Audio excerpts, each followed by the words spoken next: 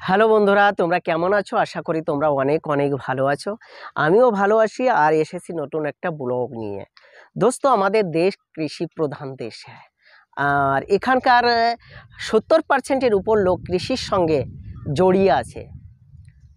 চাहे পেশা হোক, চাहे বিজনেস হোক, চাहे কিছু হোক, সবাই জুড়ে আছে। 70% লোক কৃষির সঙ্গে জুড়ে আছে। কৃষিকে কিভাবে আগে বাড়িয়ে নেওয়া যায় সেটাও সরকারের উচিত সেই বিষয়ে বারবার সমীক্ষা করে কিষানদের কষ্ট দূর করার চেষ্টা করা উচিত।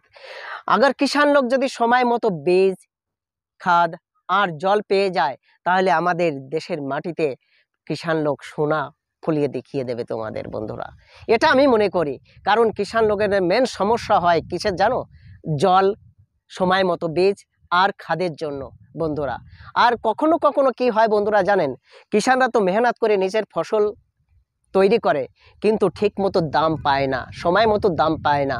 তার জন্য কিষান অনেক আত্মহত্যাও করে, তোমরা দেখেছো বন্ধুরা।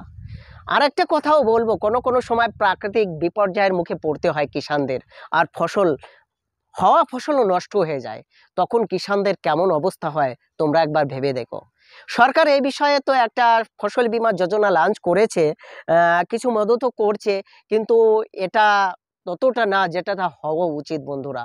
একটা ফসলের দাম কত হয় সেটা তোমরা নিশ্চয়ই ভালো করে জানো, কত মেহনতের পরে একটা ফসল উঠানো হয়। আর সেই ফসলটা যখন নষ্ট হয়ে যায় কোনো কারণে, প্রাকৃতিক কারণে, তখন কেমন লাগে? দুঃখ লাগে। আর সেই দুঃখটা যদি সরকার পূরণ করে দেয় সম্পূর্ণভাবে, তাহলে কিষানের মনে আর দুঃখ লাগে না।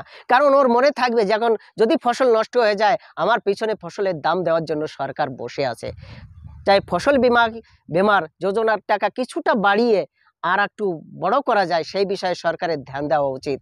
जो एमएसपी लागू किया, ठीक है, लागू किया, समय समय पर इस विषय पर भी समीक्षा होना चाहिए।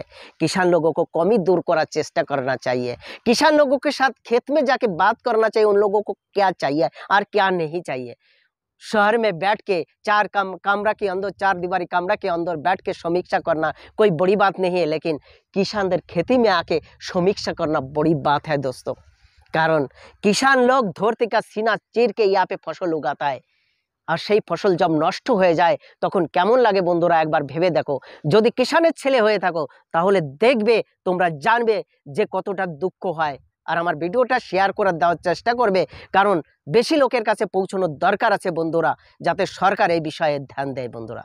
ওকে ভাই, ফের মিলেंगे নয়া এক ব্লকে।